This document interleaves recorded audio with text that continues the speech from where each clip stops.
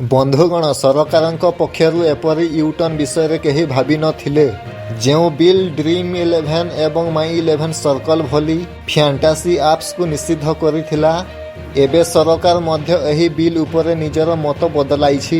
निकटरे सरकार प्रथम थर पई ड्रीम 11 माई 11 सर्कल MPL एवं A23 भली कंपनी को भेटिथिले। केंद्र मंत्री अश्विनी वैष्णव सेमानक सहित आलोचना करिथिले। सरकार कहिसंती जे उद्देश्य केवल लोकंक टंका को सुरक्षा देबा, कारण अनेक उपभोक्ता हजार हजार टंका हराई थिले। किंतु एबे सरकार भारत रे ई क्रीडा संस्कृति को प्रोत्साहित करबा को चाहुछंती। तेणु एहा संभव जे एहा आईन हेबा पूर्वरु एथिरे बड़ परिवर्तन करा जाई पारे। बिल लोकसभा राज्यसभा द्वारा पास होई सारिछि। राष्ट्रपति मध्य एथिरे स्वाक्षर करिसंती, किंतु ए पर्यंत विज्ञप्ति जारी करा जाई नाही।